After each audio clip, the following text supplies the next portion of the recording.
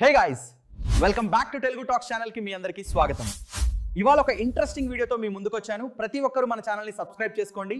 Okay, ఇప్పుడు మనం ఇద్దరూ స్నేహితుల కథ చూద్దాం. వాళ్ల పేర్లు కిరణ్, రామ్. ప్రాణ స్నేహితులు. ఇద్దరూ ఒకే కంపెనీలో ఒకే జీతంతో తమ కెరీర్ను మొదలుపెట్టారు. అంతా సేమ్ టు సేమ్ అన్నమాట. కానీ వాళ్ల కథ చివరికి ఎవరూ ఊహించని ఒక మలుపు తీసుకుంది. సో ఇక్కడే అసలు ప్రశ్న మొదలవుతుంది. అదేంటి, ఇద్దరూ ఒకేలా స్టార్ట్ అయ్యారు కదా, మరి 5 ఏళ్ల తర్వాత చూస్తే వాళ్ల ఫలితాలు ఇంత తేడాగా ఎందుకొచ్చాయి? ఈ 5 ఏళ్లలో అసలు ఏం జరిగింది? వాళ్ల ఆర్థిక జీవితాలు ఇంతలా తలకిందులవ్వడానికి అసలు కారణమేమై ఉంటుంది?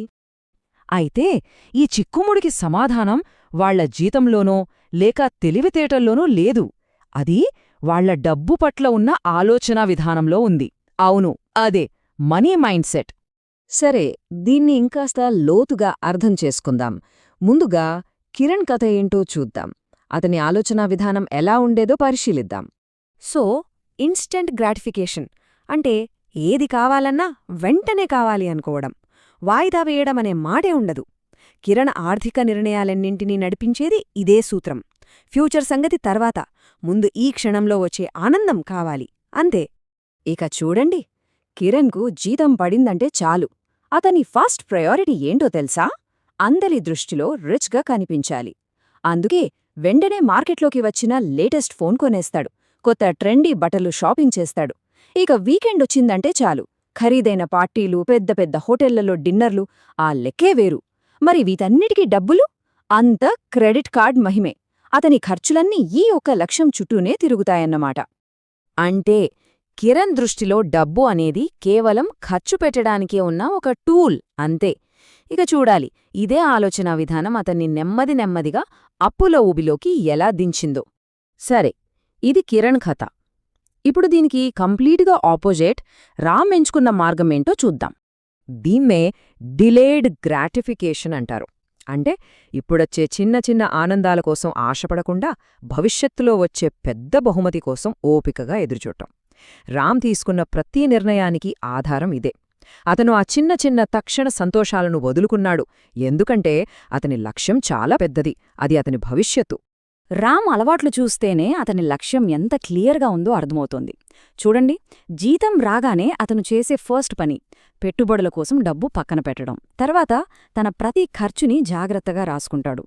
పాత ఫోన్ బాగానే పనిచేస్తుంటే కొత్తదెందుకు అని అనుకుంటాడు. కోరికల కన్నా అవసరాలకే ఎక్కువ ప్రాధాన్యత ఇస్తాడు. అన్నింటికంటే ముఖ్యంగా అస్సలు అప్పు చేయడు.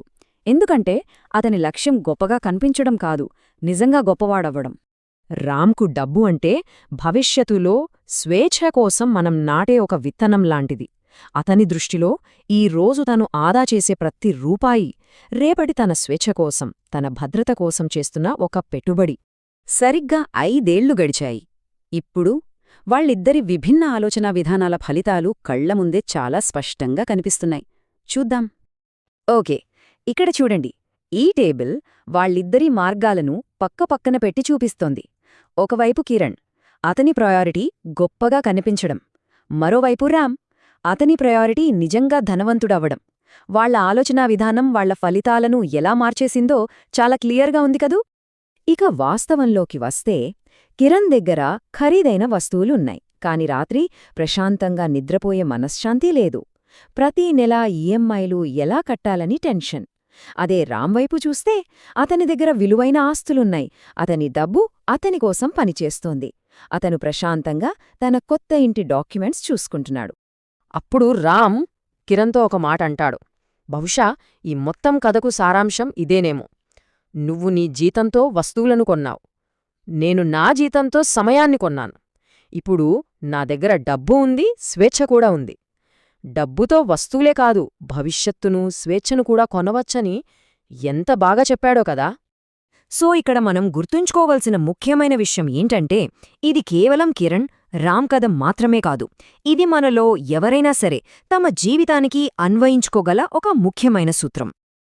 అంటే విషయం ఎంత సంపాదిస్తున్నాం అన్నది కాదు, సంపాదించిన దాంతో ఏం చేస్తున్నామన్నదే ముఖ్యం. మన ఆర్థిక విజయం జీతం మీద కాదు, మన అలవాట్ల మీద ఆధారపడి ఉంటుంది. ఇదే అసలైన పాఠం. సరే, మరి మన ఆలోచనా విధానాన్ని మార్చుకోవాలంటే ఏం చేయాలి? ఇక్కడ 3 సింపుల్ స్టెప్స్ ఉన్నాయి. 1 గొప్పవాళ్లలా నటించడం ఆపాలి. అంటే అప్పులు చేసి మరీ విలాసాల వెంట పడొద్దు. 2 ఖర్చులను అదుపులో పెట్టుకోవాలి. సంపాదన కంటే ఖర్చు ఎప్పుడూ తక్కువగా ఉండేలా చూసుకోవాలి. ఇక 3 చాలా ముఖ్యమైంది. మన డబ్బు మనకోసం పనిచేసేలా చేయాలి. అంటే ఇన్వెస్ట్ చేయాలి. ఈ 3 స్టెప్స్ చాలు. ఇక చివరగా మనల్ని మనం వేసుకోవాల్సిన ఒకే ఒక ప్రశ్న. ఈ కథ విన్నాక మన అలవాట్ల గురించి, మన డబ్బు పట్ల మనకున్న ఆలోచనా విధానం గురించి ఒక్కసారి ఆలోచించుకోవాలి. అసలు మనది కిరణ్ మార్గమా లేక రామ్ మార్గమా?